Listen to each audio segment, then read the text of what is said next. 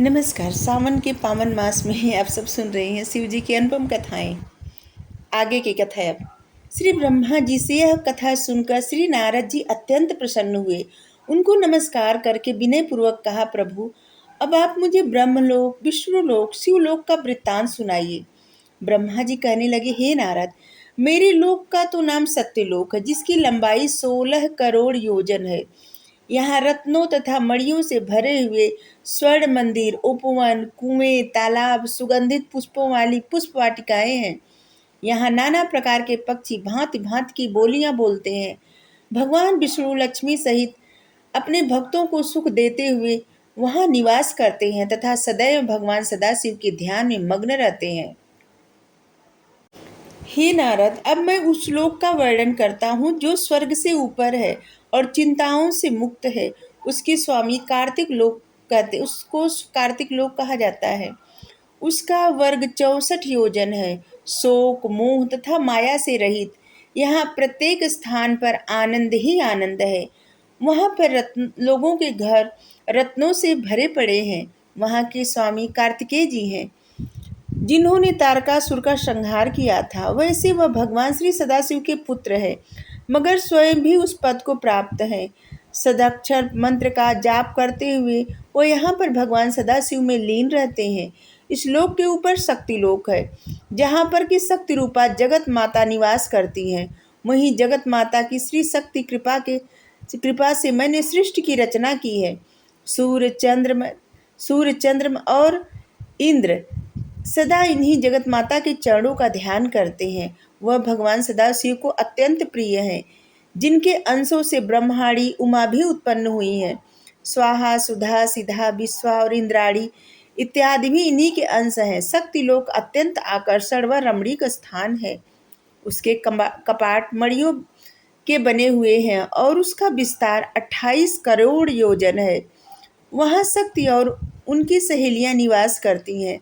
शक्ति लोक के ऊपर शिवलोक है, जहाँ पर कि मोह, चिंता, दुख आदि का नाम भी नहीं है। वह करोड़ों सूर्यों के समान प्रकाशमान है। यहाँ के घर मड़ियों से जड़े हुए हैं। अप्सराएं नृत्य करती हैं।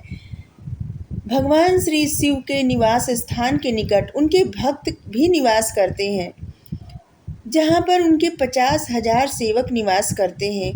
वहाँ की पृथ्वी रत्नमयी है। उसका विस्तार 200 करोड़ योजन है। मध्य में एक बड़ा चिंता हरण मंदिर बना हुआ है, जिसको देखकर मनुष्य के मन में अपने आप भक्ति उत्पन्न होती है। वहाँ पर करोड़ों सूर्य एक स्थान पर प्रकाशमान होते हैं। वहाँ की दीवारें हीरों से बनी हुई हैं। खंभे और किवाड़ भी मणियों से बने हुए हैं। उस मंदिर के भीतर एक दिव्य विमान पर भगवान श्री सदाशिव विराजमान है, जिसके स्वरूप को मैं भगवान श्री विष्णु भी नहीं जान सकते। वहाँ पर भगवान श्री विष्णु की एक शाला है, जिसका नाम धेनुलोक है। उसके स्वामी आनंद कंद भगवान श्री कृष्णचंद्र महाराज जी हैं और राधिका रानी है, जो हर समय भगवान श्री सदाशिव की पूजा करते रहते हैं। श्री ब्रह्मा जी से कथा सुनकर श्री नारद जी ने नमस्कार करके विनय पूर्वक पूछा, ब्रह्मा जी, आपने सबसे ऊपर शिवलोक का वर्णन किया है।